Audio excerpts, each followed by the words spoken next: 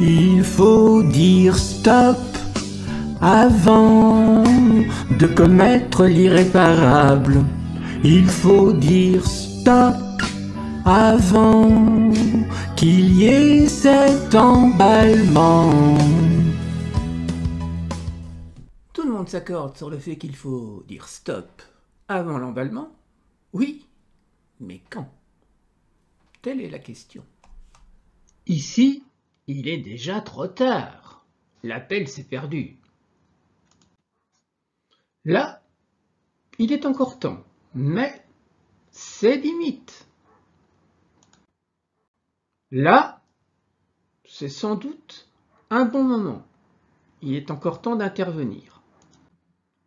Et bien évidemment, à cet endroit-là, comme on est encore avant, c'est toujours possible. Le tout est de flairer qu'il y a le danger et qu'il faut intervenir.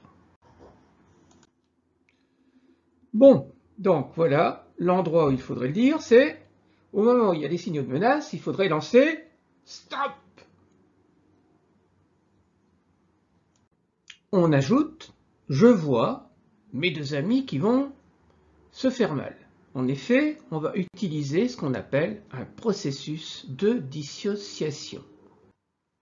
Le processus de dissociation permet au protagoniste de se situer en dehors du feu de l'action et de porter un regard extérieur sur ce qui se passe. Ce qui va les mettre en capacité de négocier ou d'entamer une médiation. Le cerveau du haut maîtrise à nouveau les paramètres du cerveau automatique du cerveau du bas. Le médiateur peut intervenir et faire des propositions.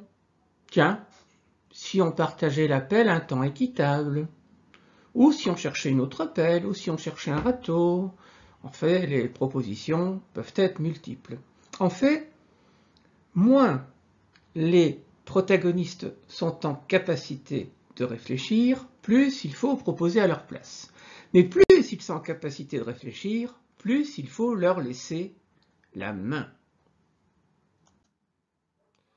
Donc, dans la médiation, il y a donc un médiateur, il ne prend pas parti, il invite chacun à s'exprimer, l'écoute, identifie les besoins de l'un et de l'autre, invite chacun à écouter l'un, à écouter l'autre, à reformuler. Ça lance le processus qui peut suivre et laisser la main à ce moment-là de la négociation. Dans la négociation, eh bien, on passe par une résolution de problème. On clarifie le problème, on cherche des solutions ensemble, on en envisage plusieurs, on en choisit une, on la planifie, on la développe, et puis on l'applique. Et quand elle est appliquée, on réévalue si ça marche ou pas. Donc si le temps de partage de l'appel, par exemple, est satisfaisant ou pas. On arrive ainsi à une négociation équilibrée entre les deux protagonistes qui sont bénéficiaires au maximum de ce qui est possible et pour l'un et pour l'autre dans le respect de l'autre.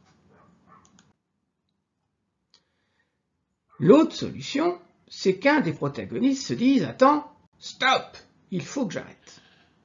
Évidemment, ça demande d'avoir déjà un certain contrôle de soi. Donc d'abord en soi, on se dit « Stop, je ne m'emballe pas, parce que là, ça va dégénérer, donc il faut le faire assez tôt. » Et inviter l'autre à s'arrêter aussi, lui dire « Stop !» Ça va dégénérer. Et là, on commence l'un et l'autre à entrer en négociation. Donc par exemple, il dit « Stop, je vois que tu as envie de prendre ma pelle, mais moi aussi j'ai envie d'utiliser cette pelle. Il faut trouver une solution pour que toi et moi, on puisse l'utiliser de manière équilibrée, et pour l'un et pour l'autre. » Et donc, à nouveau, parvenir à un résultat équilibré, et pour l'un et pour l'autre. Voilà C'est tout simple, mais encore faut-il y penser à temps et dire stop, attends. Il faut dire stop avant de commettre l'irréparable. Il faut dire stop avant qu'il y ait cet emballement.